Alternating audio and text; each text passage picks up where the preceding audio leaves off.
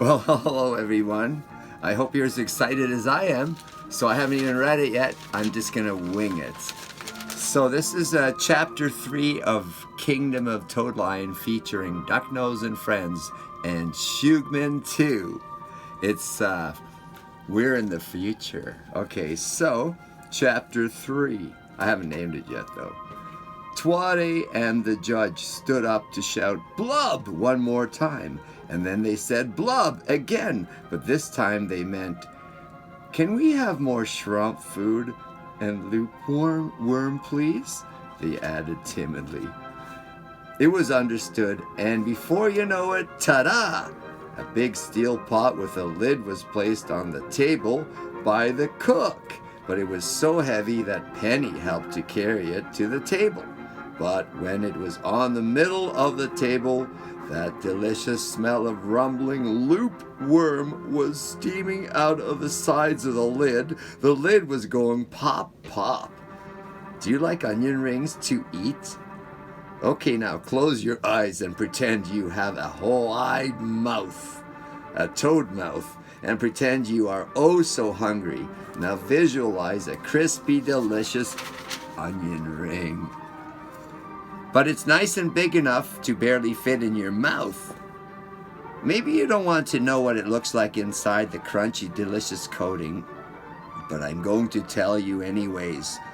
It will look just like cutting a big, juicy, plump worm in half, but in this case, the worm does not have a head or a bum, because it is a loop. That is why they are called loopworms.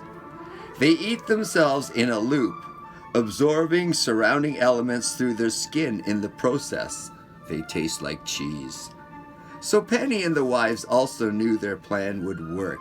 They knew that serving only 2 small dinky little shrimps would relay the intent of the entire message. Another way she could have told him was with a special blub inflection. But the shrimp method worked great as planned. That's why they also had a big surprise pot filled with a feast of loopworm deep fried. Well, if this is making you hungry, it is making me hungry too. They have a vegan option. You'll be laughed at if you order it out loud.